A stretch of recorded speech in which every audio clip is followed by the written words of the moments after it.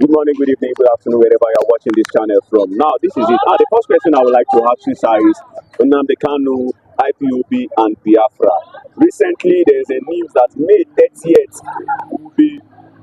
will be coined to be a sit back. I mean, sit home. Sit at home. Yeah, sit at home. No. Sit at home. So, do you think that without the approval of the federal government, do you think this sit at home is possible, or do you think this sit at home is a waste of time? Good morning, good afternoon, good evening, good night, wherever you're watching us from. I remember our boss of the Biafra Evangelist Benjamin Johnson. This is Nachi, and one and the only evangelists of Biafra. They always speak the truth and nothing but the truth. Listen and listen very good. Anything that pertains to the Biafra, to the IPOB, to Igbos, has no business with Nigeria. It is Igbo thing. It is a Biafran core thing.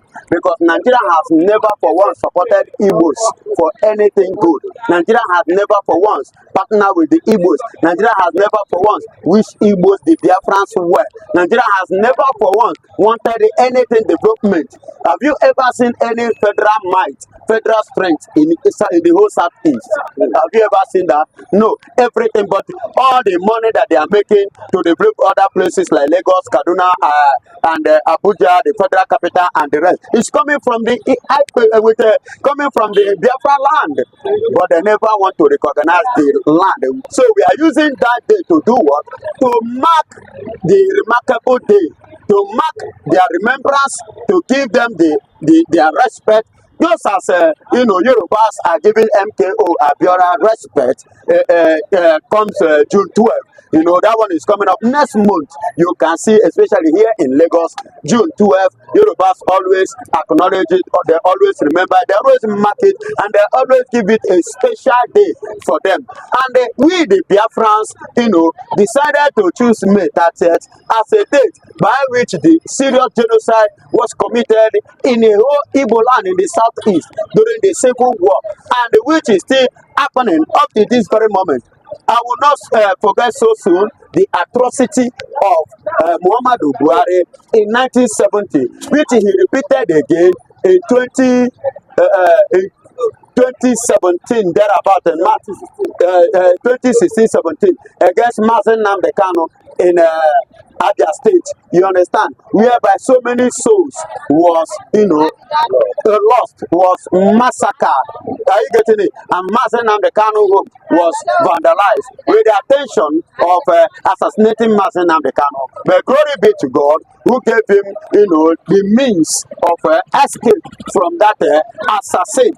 Are you hearing me? So we are using that day to remember the foreign heroes. We are not talking about Nigeria here. We are talking about Biafra. Yeah, people are shouting it will be a waste of time. It will affect the market women. They are saying that this will affect even the WAEC that is about to be taken. What do you see to that? Now listen and listen good. Whenever we are carrying out things, we used to give information ahead, so that they go to schools, churches, and whatsoever should adjust their activities. Are you hearing me? That they themselves will adjust their activities as well. Listen and listen good.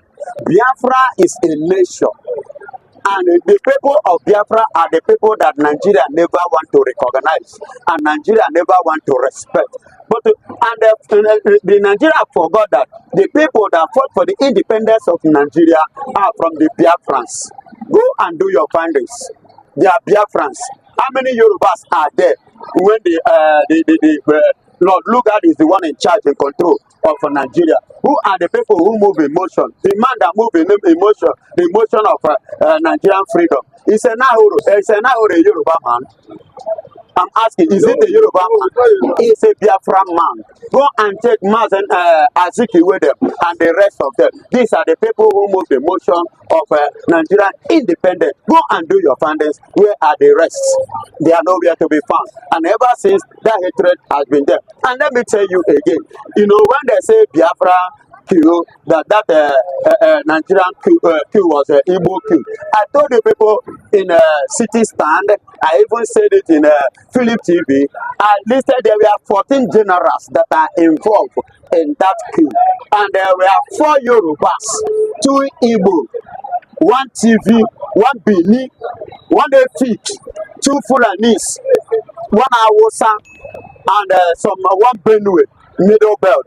There were complexes about 14 of them, only but 2 Igbos, 4 Yorubas. But at the end of the day, because those ones saw the vision of what you people are suffering today in Nigeria, Fulanization.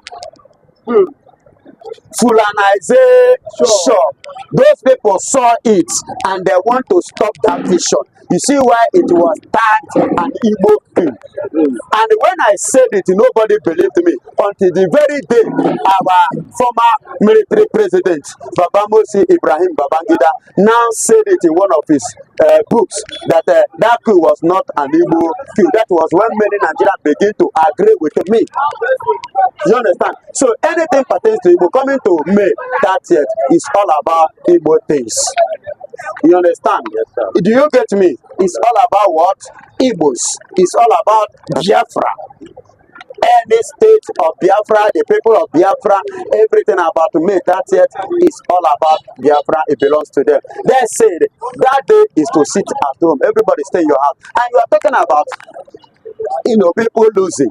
Is your economy growing? Ever since Nigerian IPOB or Biafra have not come up with this, is Nigeria economy growing? Yoruba and Hausa, the Fulanis have been ruling this country. Igbo man have never ruled. How far is Nigeria economy? How far is your GDP? Nigerian GDP grows when a man that called himself a very Jonathan rule Nigeria. You can see how clumsily Nigerian GDP grew before Muhammadu Buhari came to vandalize it.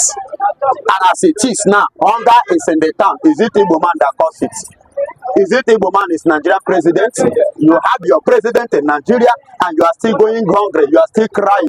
You are still begging for food. So Igbos is not the problem of Nigeria, but Nigeria are the problem of Nigeria. Do you get it now? So like I said, May 30th, that one day will not stop anybody from surviving. People have been sitting at home, and moreover, where are you? If you finish now, where do you go? Yesterday, where were you? You were in your house, and yet you still eat. So it's not necessary that that day will stop Nigeria or will deprive people from their business. The business you have been running from Monday to Sunday, since year to year. Baba, no be how far, now how well. Now Baba God the blessed person. Abaka Mumba we go. I repeat, now God the blessed person. Do you understand? As you can see me, take a look at me. Do I look like one of those Janjaweeds? I don't look like them and I can never be like them. My Baba God know how to provide for me. He supply my needs, so he supply the Biafran's needs. So we are talking about Biafra. We are talking about that day is a day to remember. If Yorubas can remember June 12th, IPOB should remember May 30th of their foreign heroes. And let me tell you, the June 12th you are talking about, which we are about to celebrate coming the month of June, in the next month. Excuse me, I put it to Yorubas. Who made it possible? Now Igbo man, under the custody, under the watch of the military. The watch of the military. An Igbo man stood risking his life, sacrificed himself, and declared MKO Abiola the winner. Do you know what that means? What if he says he's too far that way? Will you do anything? I'm asking you, will you do anything? You cannot do anything. But he stood on his ground, not minded the cost, not minded what will happen to him. He declared MKO Abiola the winner of June 12, 1993. That man should be recognized as the hero of what? June 12. But in the House of Senate, there was a this thing that came up. The monument of that man, the Yorubas in the house stood against it. Fulani stood against it. That the man have not done anything. For that reason, they should not be, have any federal recognition or respect. That is to tell you the level of Nigerian hatred towards Igbo man.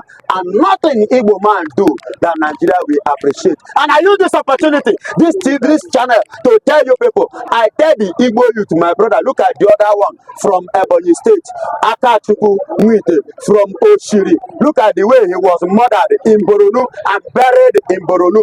Igbos, youth, stay away from Nigeria military because it is a platform to eliminate the youth of the Igbos. Thank you and God bless you. Thank you very much, sir. God bless you. There is this question that has been lingering in my mind. This question is: we have the Biafra and we have the IPOB. Are these two organizations owned by one individual? Nobody owns it. It is not one man property. Okay. It is a nation. It is a nation. It is an ideology. You understand? Let me tell you, IPOB, what is the meaning of IPOB? Indigenous People of Biafra. Indigenous people. Ndenwo Obodo. You understand?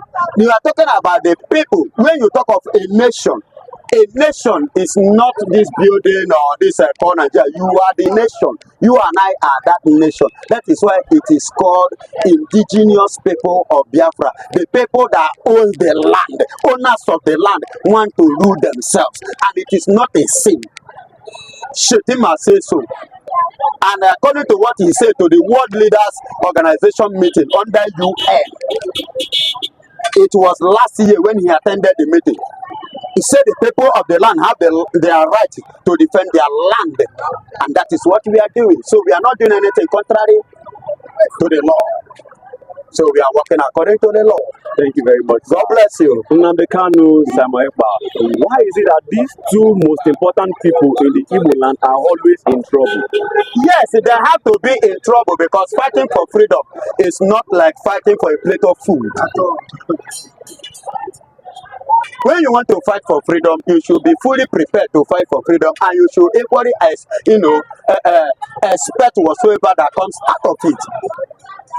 After all, we are not the first people, or maybe Simon Ekpan or Mazen Nandekan is not the first people to fight for freedom in the world. Nelson Mandela in Africa fought for freedom.